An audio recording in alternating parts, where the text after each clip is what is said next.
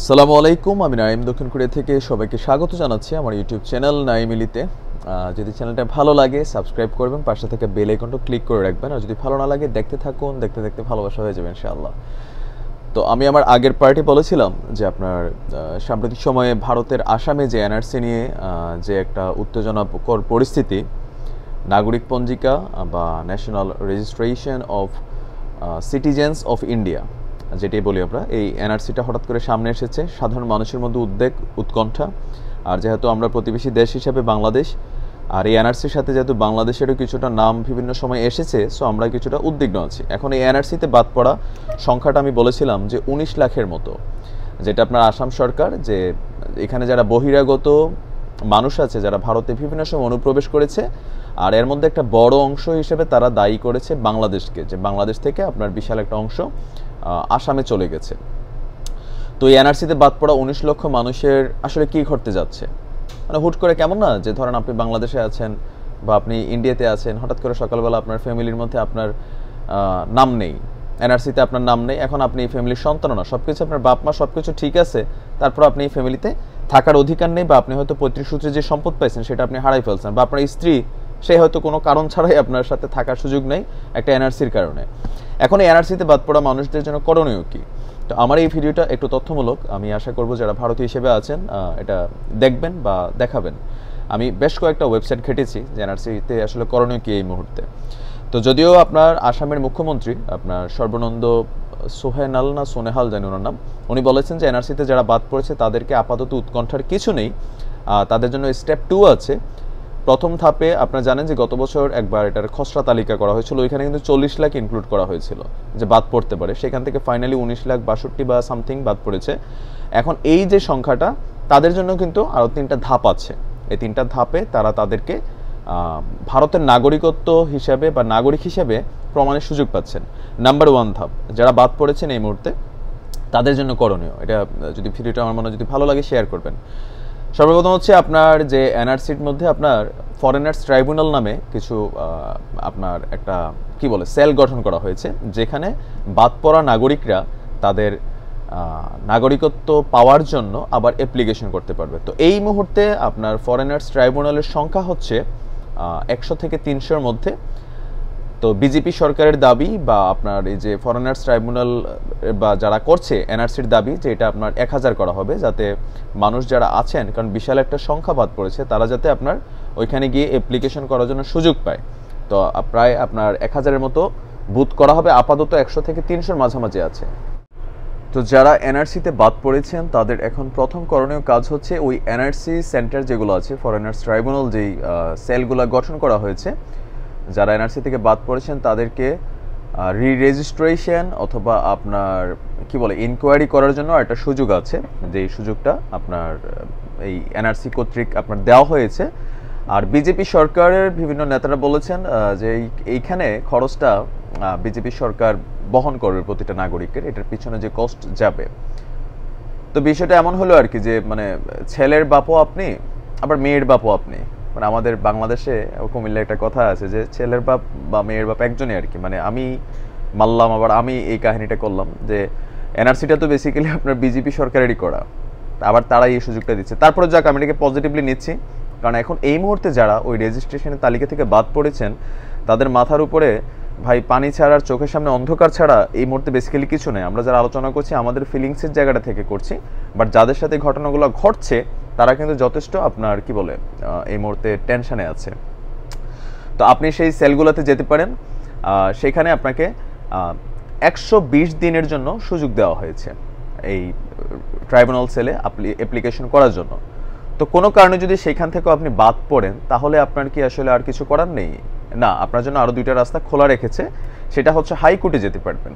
হাইকোর্টে গিয়ে আপনি আপনার নাগরিকত্বের জন্য ডকুমেন্ট সাবমিট করে আপনি অ্যাপ্লিকেশন করতে পারবেন। যদি সেইখান থেকে আপনি রিফিউজ হন, তাহলে আপনার জন্য সুপ্রিম কোর্টের দরজা খোলা আছে। আর সুপ্রিম কোর্টে যদি আপনি রিফিউজ হন, তাহলে আপনার জন্য আর কোনো দরজা খোলা নেই।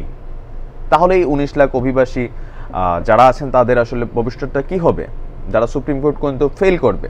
আর সুপ্রিম কোর্ট পর্যন্ত যাওয়ার ক্ষেত্রে আমরা জানেন যে ভারত, বাংলাদেশ, পাকিস্তান, আমরা 3টা দেশ একদিকে মিল আছি। মানে আমাদের কোর্টে যদি কোনো মামলা যায়, সেটা আপনার দেখা গেছে যে মানে রোগী মইরাও যায় বা আসামি মইরা যায়, তারপরে আপনার মামলার ফাইল ওপেন হয়। তো এটা ভারতেও সেম, যারা হিন্দি ছবি দেখেন আমরা দেখছি মাঝে মাঝে অজয় দেবগন বা নায়ক যারা আছে যাই এরকম ধমক টমক দিয়া মাঝে মাঝে মামলা রিওপেন করায়। তো এটা কিন্তু বাস্তব অবস্থা।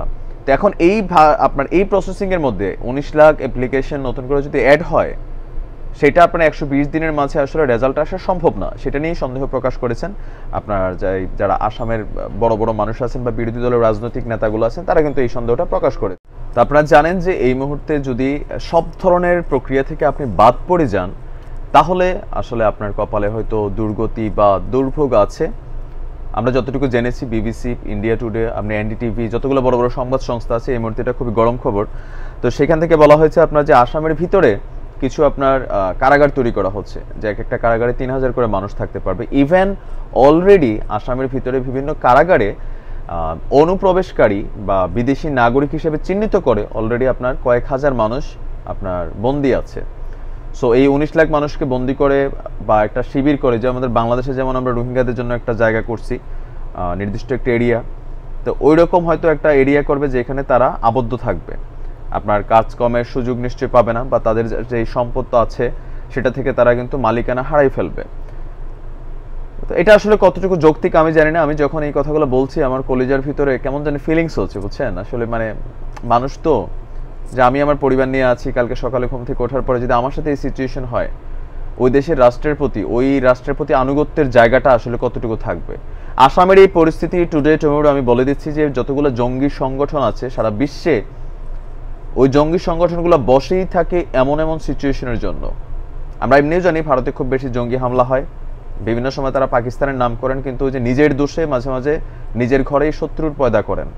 আমার যে বাড়ি, আমার যে সম্পদ, আমার যে পরিবার, হঠাৎ করে রাষ্ট্র একটা মানে আমি জানি না যে আমাদের বাংলাদেশ পাকিস্তানের অনেক জায়গায়, ইন্ডিয়ার এই দেশগুলোতে নাগরিকের সুবিধা মানে আপনার করবে উল্টা কথা, নাগরিকরে মানে কি বলে আসলে খুব বাজে ব্যবহার চলে আসে, বাজে শব্দ চলে আসে। অনেক ছোট ছোট বাচ্চারা আমার ভিডিও দেখে, এই কারণে কন্ট্রোল করতে হয়। নাগরিক সুবিধা কারে বলে আমরা ইউরোপের দিকে তাকাইলে দেখি। আর আমাদের দেশে আছে এইসব রাজনীতির নামে যে ব্যবসাপানা যেগুলো চলে, এই যে রাজনীতি, এগুলো জুতা দিয়ে বাইরানো দরকার, এগুলো আসলে ভাই গায়ের রক্ত লাফায় মাঝে মাঝে। এই দেশের মানুষকে মানে খাওয়ার জন্য, ধান্দার জন্য যে একটা টেন্ডেন্সি এই দুইটা দেশের, তিনটা দেশের মানুষের, রাজনীতির নামে এগুলাদের যে স্বেচ্ছাচারী পানা, হ্যাঁ, আর আমরা জনগণ এগুলোর সাথে লাফাই। আবাল জনতা এগুলোর সাথে লাফাই, এগুলোরে আমরা ক্ষমতায় আনি। আপনার আমার যদি কালকে নিজের বাড়ি ঘর থেকে রাষ্ট্র আমার হঠাৎ করে বঞ্চিত করে, আমার যদি পরশুদিন কোনো টেরোরিস্ট অর্গানাইজেশন এসে বলে যে তোমার দেশ কি দিল। আপনারা জানেন যে কার্গিলে যুদ্ধ করেছে একজন আসামের নাগরিক, মুসলমান, সেও তার নাগরিকত্ব, সে জানে তার নাগরিকত্ব আসে নাই। এরকম অনেক, একজন এমএলএ, আপনার এমএলএ তাও হিন্দু মানুষ, একজন এমএলএ সেও আপনার এই সিটিজেন যে নাগরিক পঞ্জিকা সেটা থেকে বাদ পড়ে গেছে। অনেকটা হাস্যকর ব্যাপার না? কে করে, কাহারা করে, কি করে, কিসের রাজনীতি এই দেশগুলোতে, দুইটা দেশে মানুষের মধ্যে মানে ভেদাভেদ সৃষ্টি করা ছাড়া, রাজনৈতিক নেতাদের মুখে আপনার এই মিলের বক্তব্য ছাড়া সাধারণ মানুষদের মধ্যে তারা কখনো এক করার চিন্তা করেন। এই যে পাকিস্তান, ভারত, বাংলাদেশ, আমাদের দেশগুলোতে যেই বিভেদ, ধর্মের নামে যে রাজনীতি, ধর্মের নামে যে বিভাজন, এগুলো খুবই পরিকল্পিত, এগুলো উদ্দেশ্য প্রণোদিত। ধিক্কার জানে, লানত পড়ুক এইসব মানুষের উপরে। তো আমি আমার প্রসেসিংয়ের জায়গাগুলো বলে দিয়েছি। যারা এনআরসি থেকে বাদ পড়েছেন আপনাদের করণীয় কি, ভবিষ্যতে যদি আরও কোনো ইনফরমেশন আমার কাছে থাকে আমি আপনাদেরকে জানাবো। তবে এই মুহূর্তে ধৈর্য ধরতে হবে, ওয়েট করতে হবে রাষ্ট্রের সিস্টেমটার জন্য। তো এই মুহূর্তে বাংলাদেশের সাথে আপনার আসামের যে সীমান্তটা আছে সেটাকেও কিন্তু আপনার নিরাপত্তা জোরদার করা হয়েছে।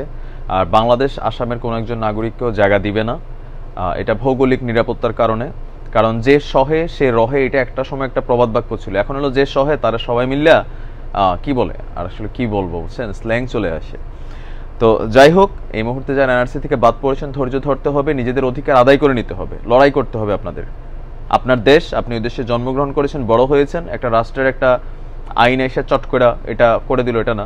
তো আমার ধারণা ভারতে এখনো যথেষ্ট ভালো রাজনৈতিক দলগুলো রয়েছে, ভালো নেতা আছে, তারা এটার ব্যাপারে সিদ্ধান্ত নেবে, নিশ্চয়ই প্রতিবাদ করবে। আপনার দেশ জুড়ে এটার আন্দোলন হবে, হওয়া উচিত।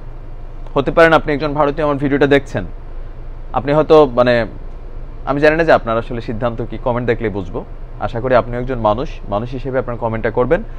আর আসামের ভাই বোনদেরকে একটাই কথা, যে আপনি ধৈর্য ধরেন, আপনারা ওইখানে থাকেন, দেখেন যতটুকু লড়া যায় লড়েন।